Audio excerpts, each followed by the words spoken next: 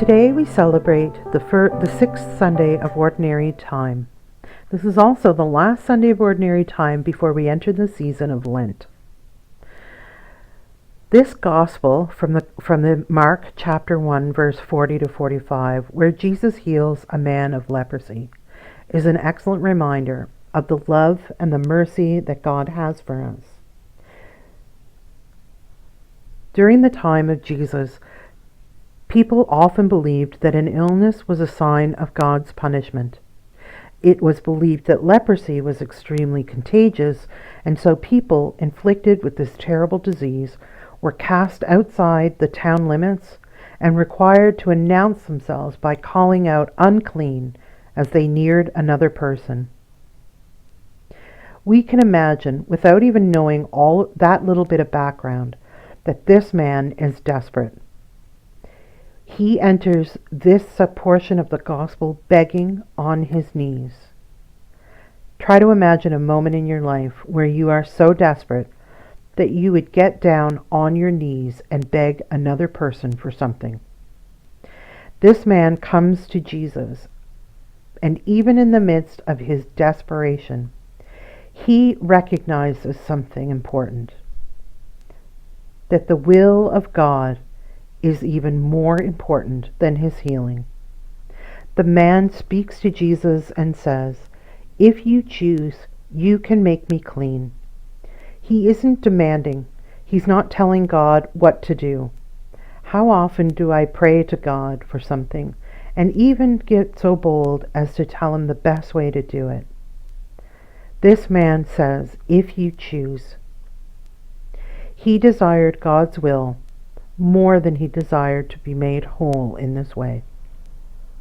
Imagine a faith that says God's will is better than my healing. What areas of my life am I asking God to change? And do I trust him enough to let him be in control? Jesus' reply to the man is, "I do choose. Be made clean." The Lord wants what's best for us. He wants us to be made whole, to be free from sin, to be open to his plan for our lives. The call for us is to desire to do God's will.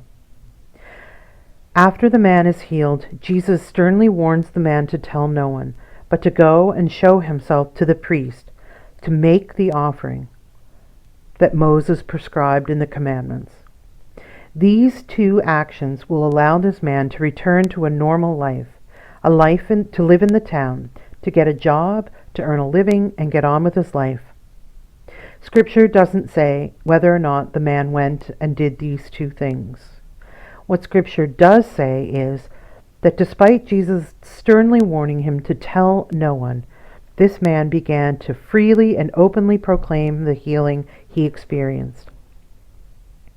The beauty of this incident is that Jesus doesn't take the healing back. He doesn't even scold him or stop loving him.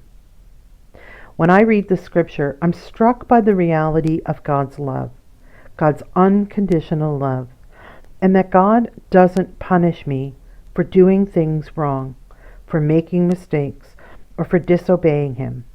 There are natural consequences in life, and scripture is clear that there will be a time of judgment. But my illness, my difficulties in life, these are not God's punishment, but they can be an opportunity to draw closer to God and to trust him. Imagine now doing something for someone and asking for something in return but not getting it. How would you feel? How often does God ask something of you, like love your neighbor, love your enemy, give to others? How often do we say, "It's too hard, I can't do that"? How often do I refuse to trust God beyond my own ability or desire? After the man began telling everyone about his healing, Jesus could no longer remain in the villages or town, but had to stay in the outskirts. Imagine what a blessing that was for those who were in the outskirts and were unable to go into the villages themselves. We are called to a relationship with God. We're given the way to follow, and we must strive for this union with God. this relationship of loving obedience to the Lord. But we can take consolation in knowing that when we are weak, or we fail in some way, when we lose track of what's God's will and what is our own personal wants, that God is not limited by those things.